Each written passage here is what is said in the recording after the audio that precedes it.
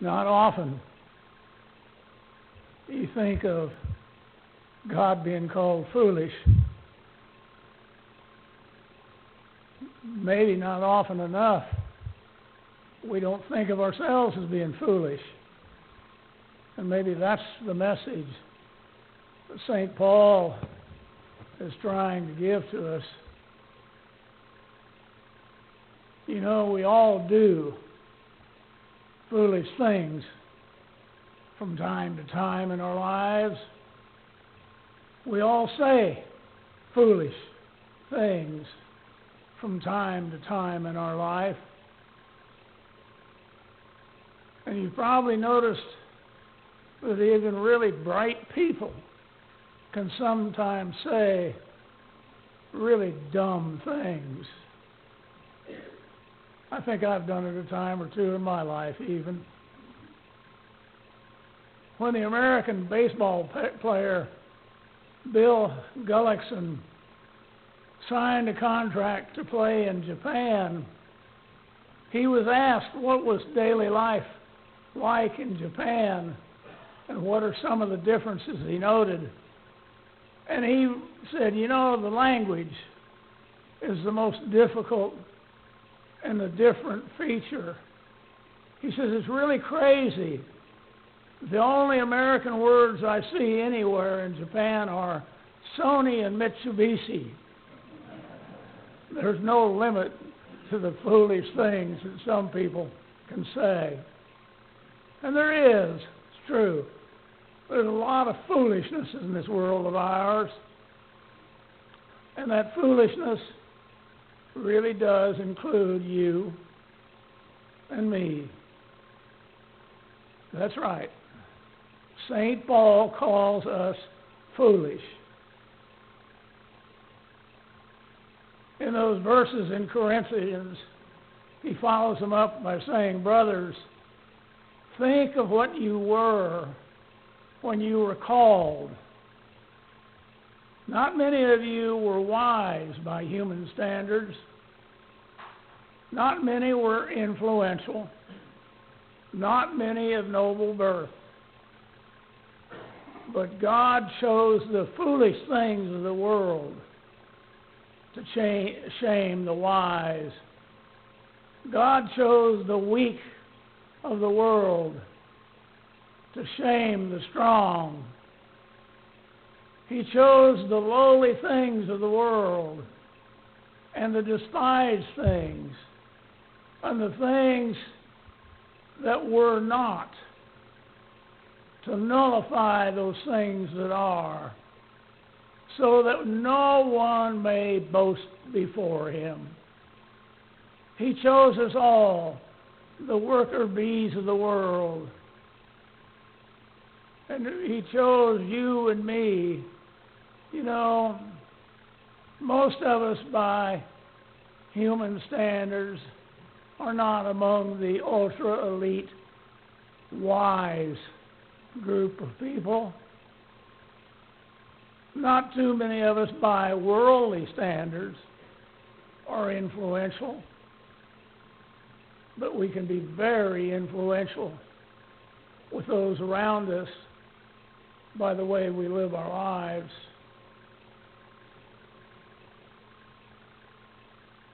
And we're not necessarily among the strongest that there is.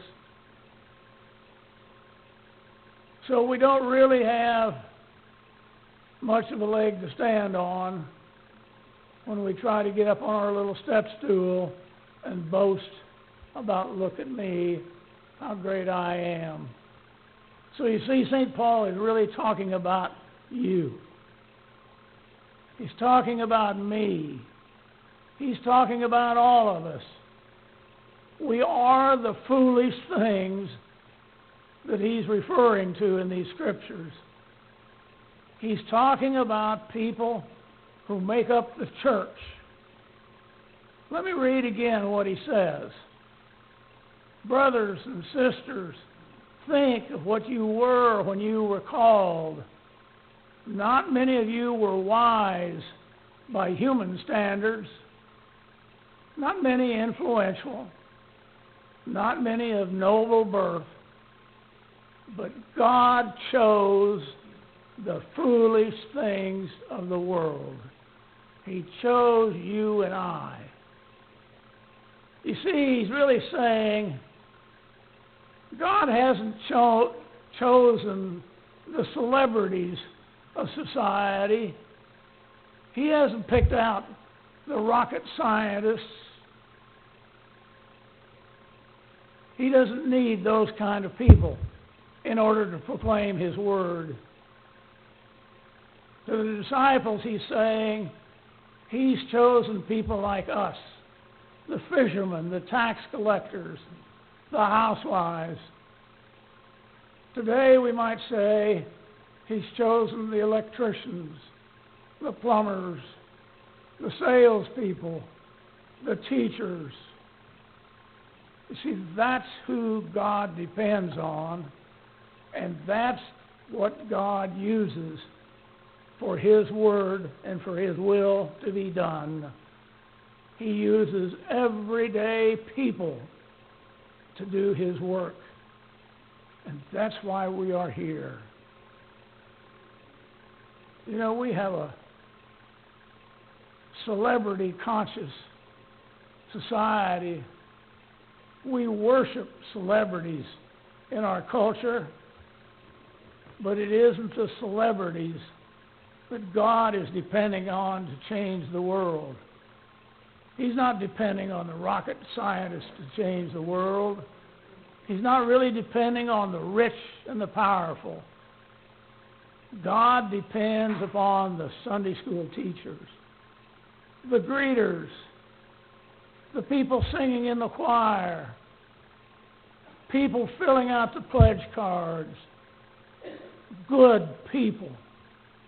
Good people. Not superstars, but solid, responsible church people. That's who God is depending on. God uses common, everyday people to do his work. And that's what Paul is saying. Paul says God chose the foolish things of the world. And when he did, he started at the bottom of society. He started with ordinary people. And that is still how he's working today. So you and I, who are ordinary people, have to accept our responsibility and our calling by God. We can't put it off on anybody else. We can't say, I'm not qualified, because God chose us, so we are qualified. We are God's plan for saving the world. That really sounds ominous, I think, when we think of all the troubles the old world is in now, and we think of what can I do? Friends, we can be what we are. We are children of God, and we can do what God calls us to do. God will not let us down. God is counting on us, on you and me, to turn this world upside down. And we need people like you and me in order to stand up and say no, to be able to defend our faith, defend our country, defend our beliefs. So you might be able to see why Paul says that sounds like foolishness. Who, me? Am I the one that God is counting on? You bet you are. God chose the world to do his very work. And this is the primary reason that God came in the first place. He came to help us, help him do his work. You know, if you ask most Christians, why Christ? came into the world, they will say, well, he came to die for our sins. Well, of course he did, and that's true. But there's another reason that Christ came into the world. It was to train an ordinary little group of followers to take his message to the world. And think of what he did with 12 people. Think of what we can do with 70 or 80. 7 or 8 times what that little band of disciples were called upon to do. And it isn't that difficult, my friends. We've all got a mouth. We've all got a brain. And we can talk to people. And we can tell them what God has meant in our life. It's so simple. What God has done for me, what God is doing for me, and what God will do for me. And tell them they're always welcome to come with you to hear God's message. You see, Christ started with only those 12 men, and I've got to add an unknown number of women too. Because, you know, it's an interesting subject that I get off on, the role of women in the church. Because we know, there's absolutely no doubt in our congregation, if you want something done, get a woman. And that's true in almost every congregation. And you know what? That was true with Paul. When Paul had trouble in his churches, he always sent a couple of women in to get it straight. And he would tell those congregations in his letter, now you listen to them. They are my apostles. So there were a lot of women there. There weren't just those 12 guys. And by the time that Paul died, his group was really pretty small. But then after the Pentecost, it just exploded. By the time Paul was preaching to the Corinthians, there were tiny little churches planted all around in towns along the Mediterranean. But still, it did seem like a mighty stretch when St. Paul said that God is going to use this little motley group that's forming around the country to turn the world upside down. And of course, it was not long, relatively before that tiny band of believers took over. They took over all the Roman Empire. But at that time, Paul was preaching. It probably did sound like so much foolishness. These little groups of people are going to turn the world upside down. Probably sounds just about as foolish as it does for me to tell you this morning that we all, this little band, can make a difference in our community and in our world by the way we act and the way we believe and by the way we carry out God's message that we learn through Jesus Christ. You see, those people then could not see how God was going to do anything at all that was significant with the church. Most of us, you and I probably, if we were to be honest this morning, and I asked you privately, is God going to do anything significant with you or with this church?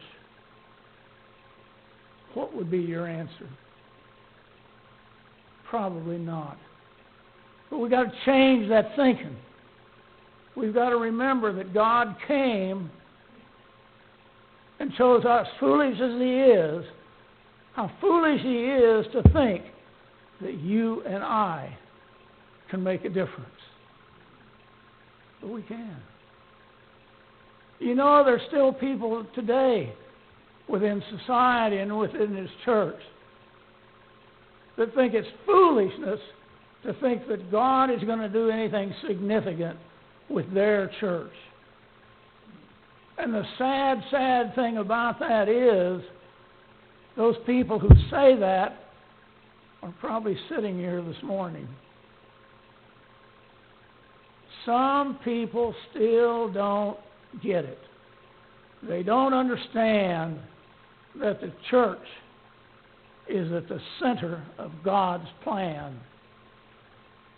The work of the church is serious. The work of the church is important.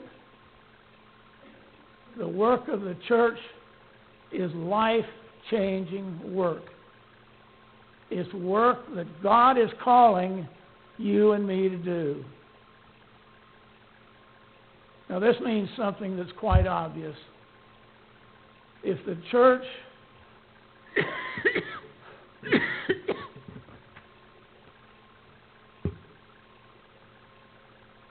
it means that the church has been chosen to turn the world upside down. If that is true, each of us, you and me, have a role to play.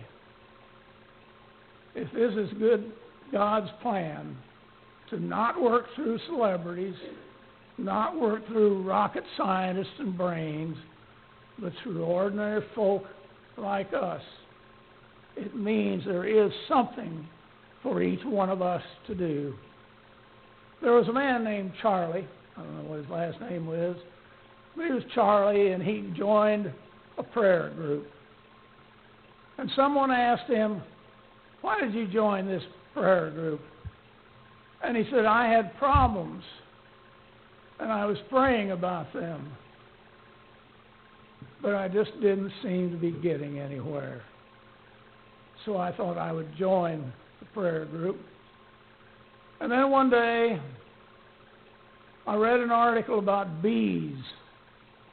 You see, I learned when it gets too hot in the beehive, a group of worker bees all face in one direction, and they anchor themselves to the floor of the hive.